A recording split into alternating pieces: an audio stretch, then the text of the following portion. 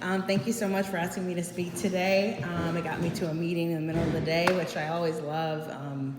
I was telling these ladies earlier, I live in the neighborhood and I really need to make this meeting a regular thing because it's just so convenient and this is such a warm group, you know. And the snacks are amazing. This is amazing.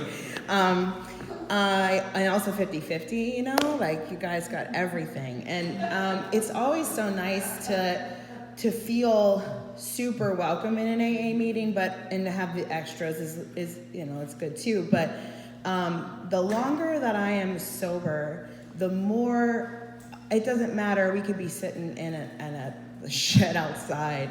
And in an AA meeting, I always feel at home and like I belong, no matter what, no matter who's here, no matter who you are, I always feel that way. And as I'm sober longer, you know, my sobriety date is September 16th, 2007. The longer I'm sober, the more I live my life out there, the more I come to really appreciate the places where I feel like it's safe. And I'm so grateful that AA has given me that feeling because I need it. You know, I need a feeling of home. And, you know, they say when you get sober that more will be revealed. And that's certainly true. You know, they say we need to start, when we lead, we share what it was like, what happened, and what it's like now. And every time I lead, it's been a while, but every time I lead, when I share about what it was like, or what, you know, what it was like, and even when I talk about my childhood and like my family, I think I blocked off a lot of stuff. And that more will be revealed thing kind of has been present in my life over the past few months. Probably because I have an actual professional helping me. I got a therapist, which I think is great to do if you're sober and as fucked up as me. So I got a therapist, and I started to really like look into a lot of my relationships with my family, and so I did grow up in a solid family. You know, I had two older brothers and my mom and my dad. We grew up in Scottsdale. It's in Westmoreland County. It's really small. You know, I had a pretty normal childhood, but once I hit like 13, 14, I started to rebel, and I started to use things to make myself feel better about my body and feel better about like being kind of weird and like all these things that were happening to me that I didn't really feel like I had a solid support system for. And you know, my family life was my parents were in the process of like separating. I know my mom wasn't happy. There was like that present in my household, and I think I was sensitive to it. And I also just had this tendency to break the rules and not really care. You know, I had a real rebellious streak, and I'd stay out all night. I would have lots of promiscuous sex at an early age. I was doing a ton of drugs. I was drinking a lot. I barely graduated high school. My parents got divorced when I graduated high school, but my mom kind of let on that she was gonna leave my dad when I was around 16. So like that kind of stuff, I think I didn't really give it a lot of attention. I was just like, well, I was fine, and I was fine, but I really wasn't fine. And it set me off it set me on a path that felt I didn't have a foundation, you know? And I was really kind of surviving. So they sold the house I lived in, which was super traumatic for me. And my dad left. My mom kind of started dating people and living on her own and really just trying to survive after being married for 25 years and then suddenly being a single person, feeling kind of like I wasn't, I'm grown now, like I'm 18 but I didn't really feel supported. And so I just did what I do naturally, which is hook into some dude to take care of me, and then just get away with as much as I could. So I did have some, I did go to school, and I did have a little bit of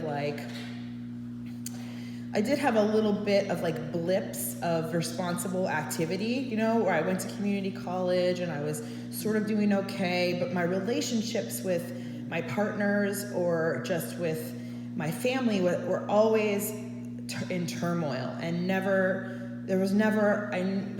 felt like a solid, anybody I could really depend on, And so I would do good for a while, but then I would start, drinking and kind of just acting out recklessly. And I didn't have any idea that any of this behavior was a problem or not normal. So fast forward, that was, 18, 19, had some rocky relationships, and I ended up making a decision to move to Pittsburgh in 2001 because I had ended a relationship with somebody because I was starting a new one at the same time, which is what I did for just my whole life, pretty much. So moved to Pittsburgh with a guy, and I was in community college and gonna transfer to Pitt, and I got pregnant. I was pregnant when I was 21. I don't think I've ever shared that in a meeting. I don't think I've ever shared that in a lead, but just felt the need to say that right now, so I'm gonna go with it. I got pregnant to this guy that I'd only known a few months. So I made the decision to terminate the pregnancy, and that was really hard. And that was something that, again, more will be revealed, It's when you start opening up this stuff later, you realize, that really affected my life. It really affected my trajectory, So, stayed with this guy for a few years, which was about, par for the course for me, I'd stay for a few years, and then I'd, get bored and get... So relationships, as you can kind of tell, are part of my addiction. I like anything that feels good and gets me high. So it's not just booze for me.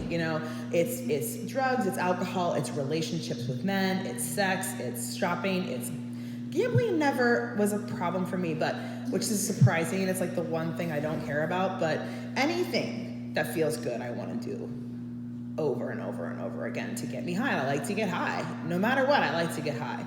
And so, that kind of shit gets me high. If it's exciting and there's, having a risky relationship, that gets me high, having secrets, that gets me high, so I would do that too. And so then this time though, the new person that I was overlapping relationships with was very much an alcoholic and drug addict like me. And I had never dated. I always dated super safe guys that were kind of nerdy. And I think because I knew, I don't know, I knew they were safe, And this guy wasn't. He was really hot and did a lot of coke and drank a lot. And I was yeah, this is nice. So I was just off to the races, reckless for about a year. This was 2005, 2006. So things were accelerating. I was 26. I was working at Highmark downtown. Had this job. I moved out of that guy's house that I was living with for 5 years, and I was dating this dude, and shit got real fast. We moved in, of course. I could barely keep my job, and we were drinking all the time, and it was an like abusive relationship physically, and so there was a incident in March of 2007 that kind of started the ball rolling into my AA introduction to AA. We were partying at our apartment in Friendship, me and the hot cokehead guy, and he and I had been, of course, messaging another guy, like nude photos or something like that, and like just par for the course, what I do. And he found out, he saw them or something, and it was like a bad fight. Like I woke up to like swinging, like punches, and he threw a table at me, and he hit me in the face, and I had, it was chaotic. It was a huge fight. There was screaming. There were people there. It was insane. He got out of the house, and I was like stunned, drunk, had a hematoma. My face was growing into a hematoma, like the size of like a grapefruit. Like, it was huge. And so I ran, got my brother, and my brother was freaking out. And then we went to the hospital, and I got checked out. I went to night court. I got a PFA for this guy, and I was still drunk the whole time, like totally blasted the whole night. And but I remember the first thing I did, like I'm like at the hospital. I was at West Penn, and I got checked out, and as soon as it was like 5 o'clock in the morning, after we had done all this shit, the first thing I did was like I went to the bank, and I just, because we got a bank account together like after 3 months, it's like that's really a smart thing to do. That's just, so and I just transferred all the money. I was just like, okay, I want all this, I need to get all this money, and like, not the fact that I'm like injured, like it was just like I need to get this guy's money and make sure I'm okay. I also took a photo of myself that night in the bathroom at the night court, and it's helpful to look at that sometimes, just to get perspective on when you think things are hard. At least that's not my life now, But so after that night, I thought maybe, it never had occurred to me that alcohol was a problem.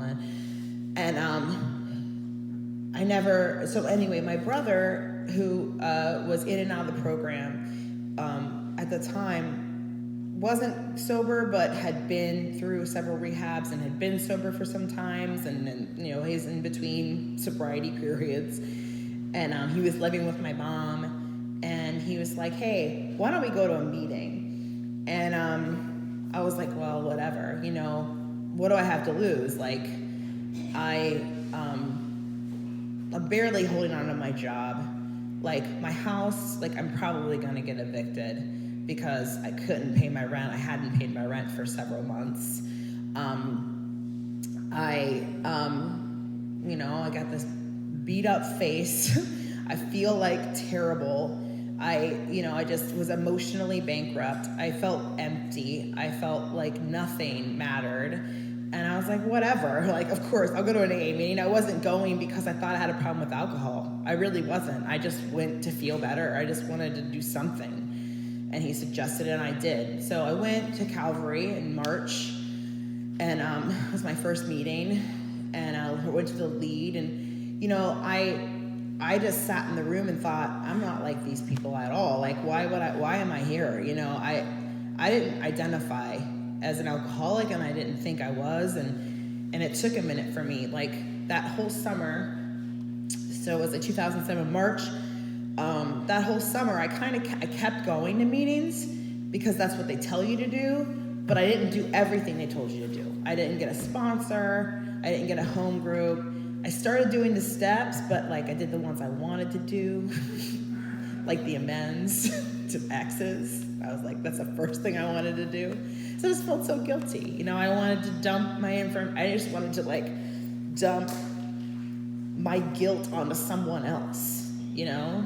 That's why you do the steps with a sponsor and in order, like, because we don't want to cause harm again. But I definitely did, you know, did that. So then I tried the marijuana maintenance program when you smoke weed and you think you're sober.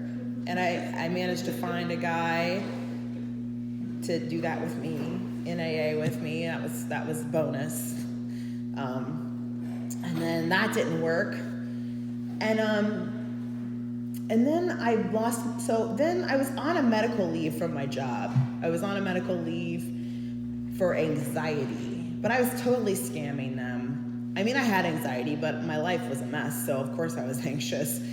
And, but I was, you know, I had my psychiatrist write a letter to the, I worked for Highmark, so had them write a letter saying I was too crazy to work, and they paid me 70% of my weekly salary. So I was like, this is great. I get to stay home and make money, and then I can just do whatever I want, because that's like what an alcoholic wants, right? You want to just be able to not have to work and get paid. I mean, everybody wants that, but I think we especially like free rides, like a little bit more. We juice them for as much as we'll shake that ship for as much as it like can give us, you know? So I was like, it was not working. And so of course I like started getting tattooed, because I was like, I have this extra money. It really wasn't, because I hadn't paid my rent. I was like not paying my bills. So I decided, what am I gonna do? I'm gonna start getting tattooed. So I started getting tattooed, and this is important to the story. So I started getting tattooed. I started working at the tattoo shop, and I met this guy that was doing my tattoos, and I really liked him a lot. And he and I like hit it off, and I kind of screwed him over a couple times. Like I blew him off for our first appointment, and then I went and got somewhere else, the tattoo. But he took me back, and he was like, okay. I said, I got this fucked up tattoo. Can you fix it? He's like, well, I told you, you know. It was like, just the shit, you know. I'm a tattoo artist now, so like, that's the shit you don't, like, it's a nightmare. Like, you don't want people to do that, and I totally was that nightmare customer to him. And, but, like, this guy was, like, really cool, and he didn't drink, and he was, like, not into it, and I wanted to stay sober, because I liked him. And I know that's not why you should stay sober, but that's what worked for me in the beginning. Like, I had something to lose. And so I just put everything into that, you know, like, but I wasn't, like I said, I wasn't doing the steps, and I wasn't doing what I was supposed to do. So I had a couple months of sobriety, and then it was September, and Highmark calls me, and they let me know that they found out that I was doing some not good stuff while I was at work, which was, I worked in a call center, and I was putting my voicemail on hold so that it looked like I was on the phone, and then I would just go like paint my nails or go smoke, or like, you know, like every job I've ever had, that's what I did. Like, I found a way to not work, and then I did that. So any opportunity to get away with something, I took it. You know, that's my natural tendency. Like, that's what comes naturally to me, is to do that, you know, to just like not work and not do what I'm supposed to do. So they caught me doing that, and they fired me for it. It was September 11th. I remember the day, because that's, you know, a significant day.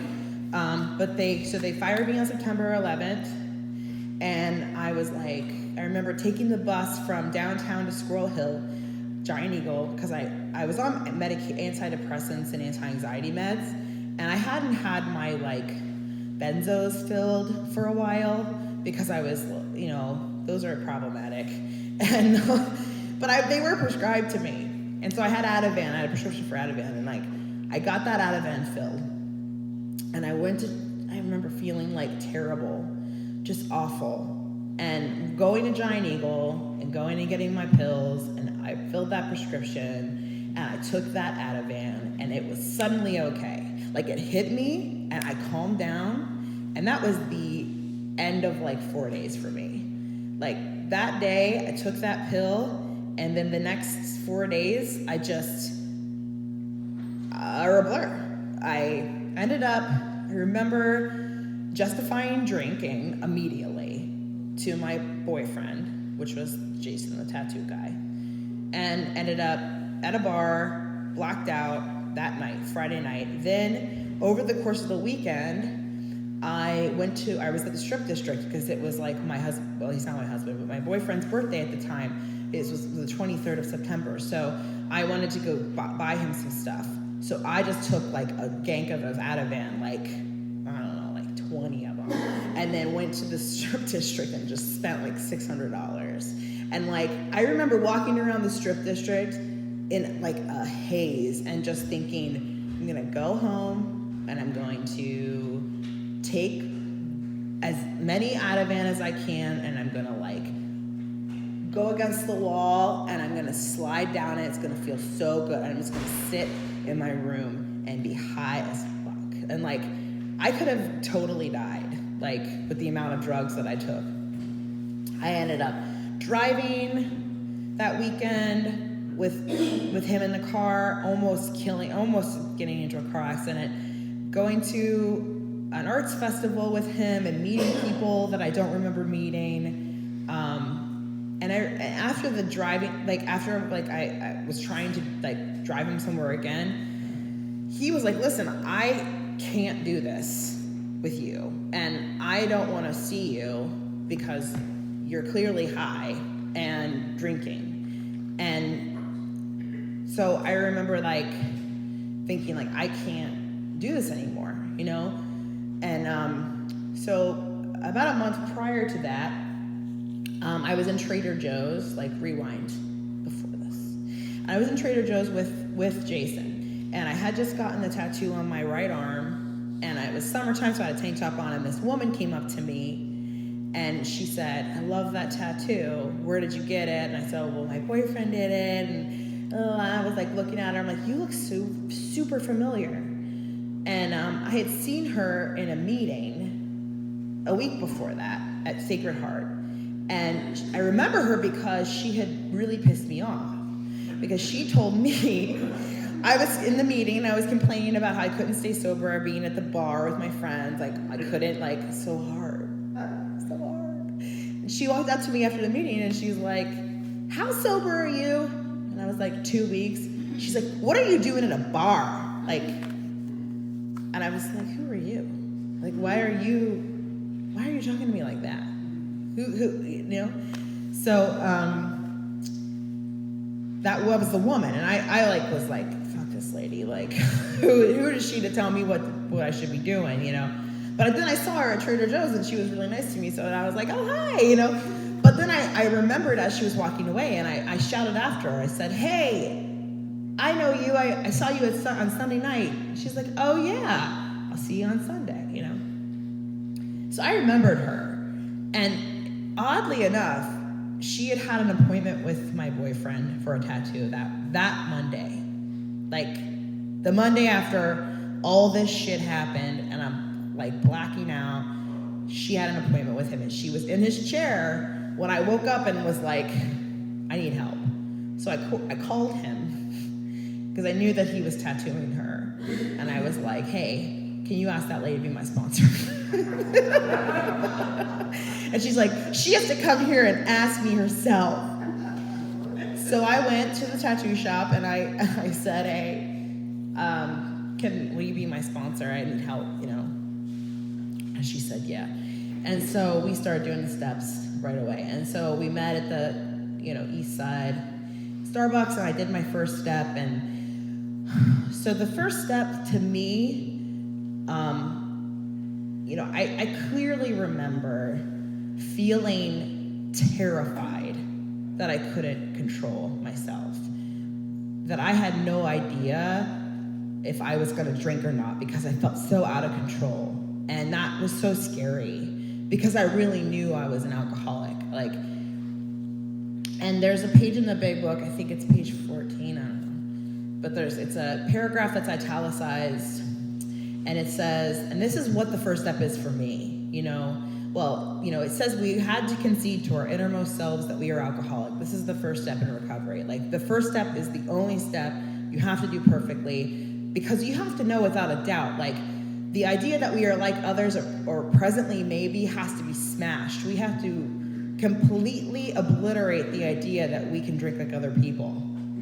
Like, we can't. You can't. I can't. Period.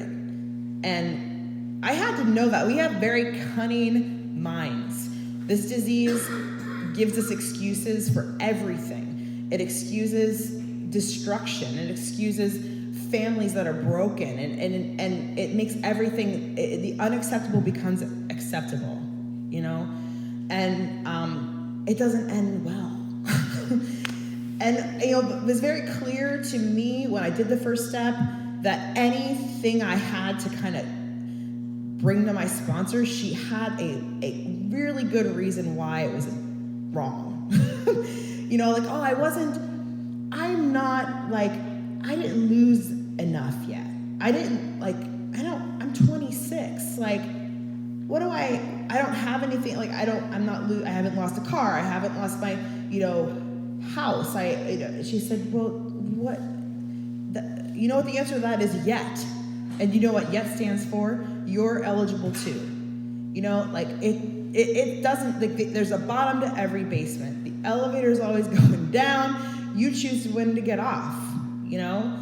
And because I was young and I didn't really know, and until then, you know, until I put it together. So anyway, back to page 14.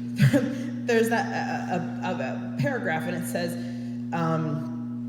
we had trouble with our memory. It describes, like, our memory being flawed, that we can forget about destruction that we caused a week, 2 days, a month ago, that we are without defense against the first drink, that we forget this shit.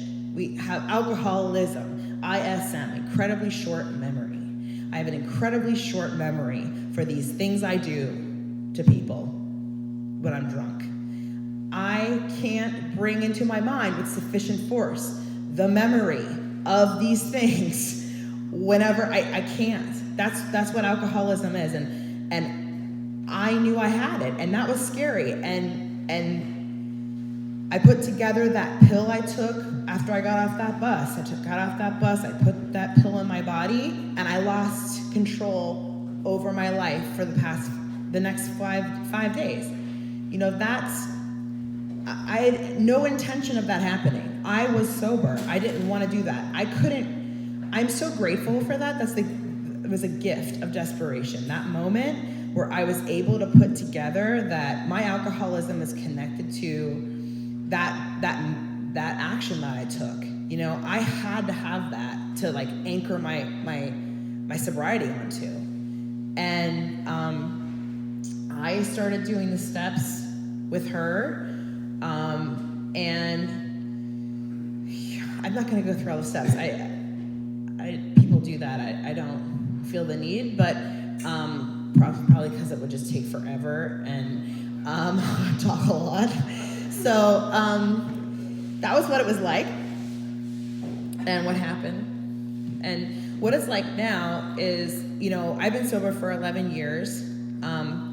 Doing the steps, having a foundation of recovery that was rooted in meetings, having my sponsor that I called every day, and you know, doing step work and being of service were like the root of my sobriety. And like the principles that I learned by doing the steps have been like a little toolbox for me, and I'm able to draw on those tools whenever shit gets hard. And like, living life as a sober person is not easy, and it's even harder if you don't use the tools. And that's kind of where my life has been. My life has grown. You know, that guy that I was dating, he's my husband. We've been married for 8 years this year. We've been together for, as long as I've been sober. And we have a 5-year-old daughter. We own a business. I tattoo. I learned a career that is very satisfying to me.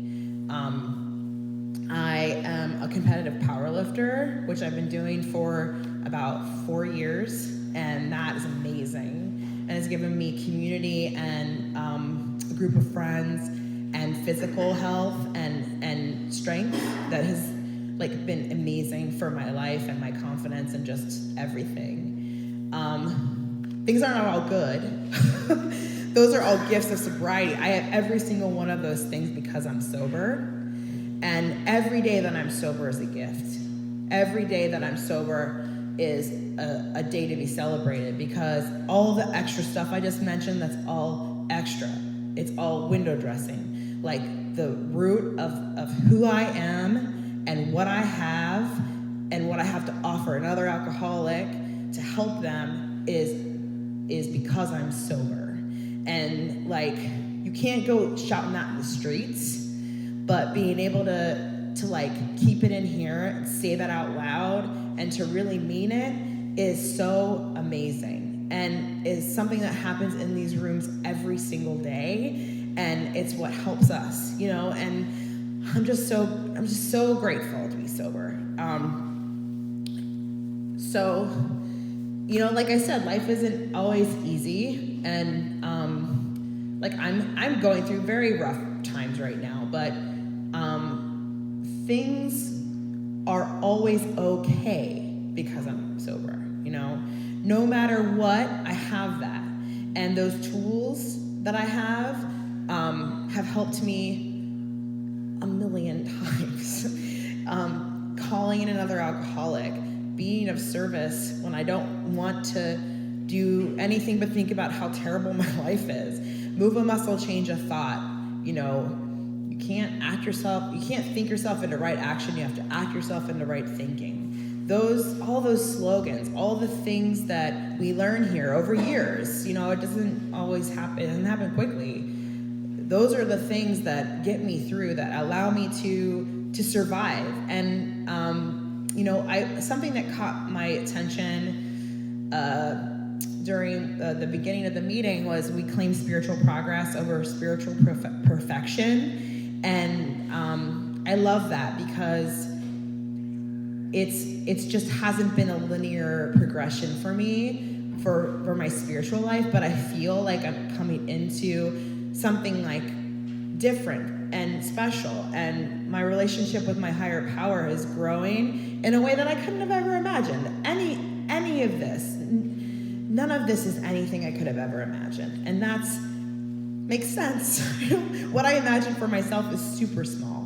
It doesn't. When I first got sober, my sponsor told me to write down 5 things that I most wanted in my life, and she told me if I stayed sober for 5 years that I would surpass every single one of those things. And she was right, because what I think for myself is very, very small, and what my higher power has planned for me is much, much larger and greater and beyond what I could have ever imagined for myself. And I just need to get out of the way and continue to allow that power to guide me, and it's taken this long to kind of understand that truly, to let these principles settle in. It takes a minute, but I couldn't do this I couldn't be sober without you guys and without my sponsor also, but that foundation of the first year is so crucial. And if you're new and you're struggling, or if you're like, I don't want to do this, fuck this, it's a day at a time, making a gratitude list, 5 things specific to the day that you're grateful for. Sounds stupid. Sounds like you don't want to do it. I know. But every single day I did that, and every single day, I found 5 things that I was grateful for. And it helped me. It helped me a lot to build to build some sort of spiritual energy, some sort of like spiritual life, like a mind outside my mind, you know, just another layer of different, you know, because what I had been working with was flawed. You know, my mind, not really the most sound thing, you know. My decision maker is broken, you know, they say that in AA too. But you know, like being new and doing things for the first time sober, super scary. That's why we exist for each other. In the book, it says that, you know, I don't remember what step it talks about, like being a part of other people's lives is an experience you will not want to miss. And I remember reading that and thinking, oh, I don't care. Like I don't want to. I'll miss that. Like I didn't know any of you personally, but like, and I still don't know a lot of people, but it's like. If any one of you called me and needed help, I would help you. And I know you would help me. You know, I know that if I called you and I said, hey, I'm struggling, you would help me.